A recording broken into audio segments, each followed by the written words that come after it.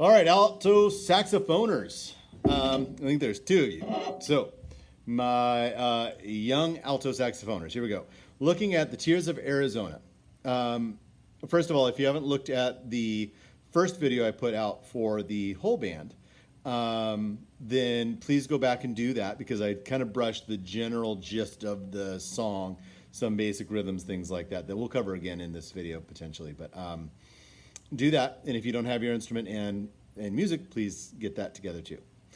All right, so here we go. So you have some measures of rest, and it does go back from 4/4 to 3/4 a little bit. And again, you really want to just feel the pulse, move through the pulse of each note, the connection of those notes, and not worry about the time signature quite as much in this particular instance because it's fluid, it's quiet, it's soft, it's reverent.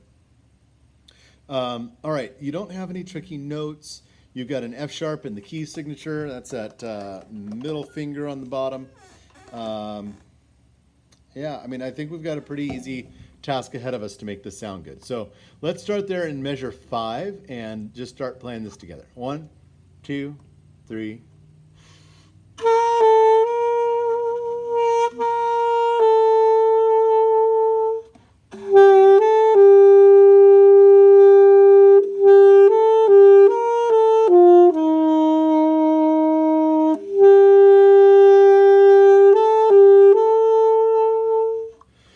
And I could have done a better job with my dynamics. I've got this number 2.5 reed. I really wish I was on a 3 so I could control my volume a little bit better. So that measure 8, da dee da da da da da. If you're having a hard time with that fingering, slow down. It's really not too hard. Slow it down. Just practice a few times. You'll get it.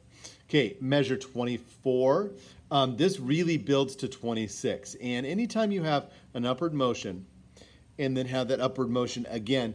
Dee da da dee da da dee. Think of it as like this opening of a flower, or I don't know. But dee da da dee da da da. It's a swelling of emotion here. So coming into 26. All right. Okay, let's take that together. 1, 2. Oh, and it's also faster. 1, ready.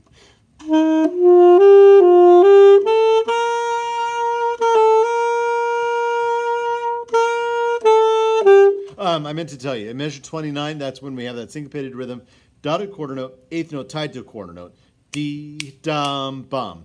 1, 2, and. So it's that eighth note, that single eighth note that's tied to the quarter note. That comes in on the and of 2, the second half of beat 2, because of that dotted quarter note. If you're not understanding some of these rhythms and some of the rhythm concepts, please do not worry, don't fret. Something happens in 4th, 5th grade to our brains that lasts through junior high and most of high school where we overthink stuff. It's not as complicated as we make it, but I've learned over the years, even if I tell you don't make it so complicated, you're still probably going to. So my best advice to you is don't worry if you're not understanding some of the stuff.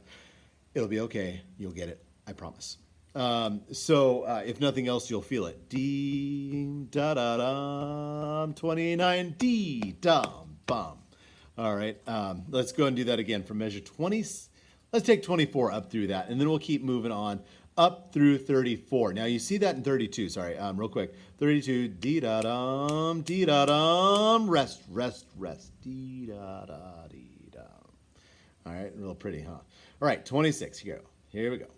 1, ready. I'm sorry, 24. 1, ready.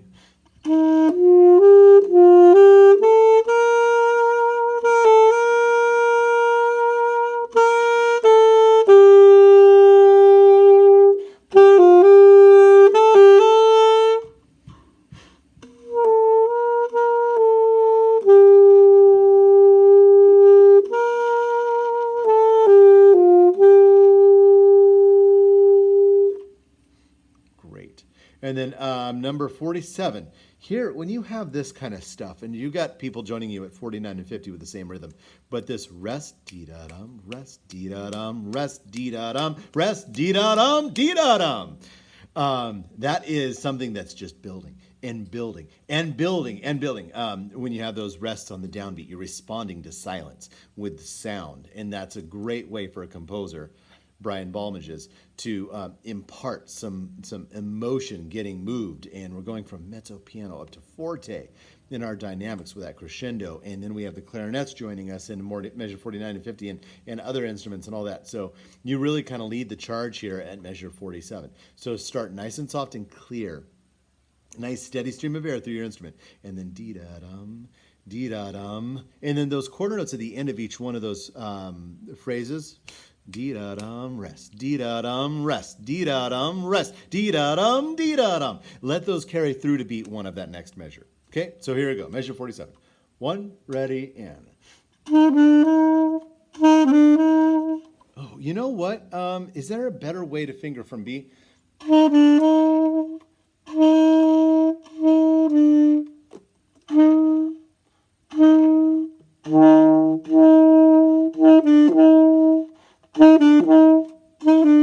I'm gonna have to ask some of my friends about that because it's a little sloppy going back and forth because you can get the C in the middle of that C sharp, right? C sharp, B, da da da. That's what you heard me do. I'll look into that, and if I haven't told you about it in the next couple weeks, then ask me. Say, Mr. Jackson, did you figure out that fingering from B and C? All right, measure 47. Let's do it again together, and we'll just do our best with that fingering. 1, ready, and.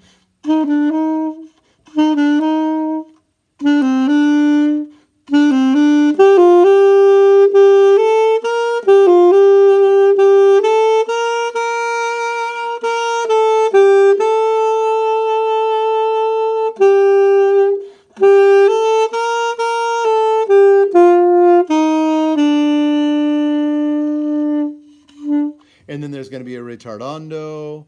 I'll slow it down, and so you'll watch the conductor, and we'll kind of go with the recording on that too.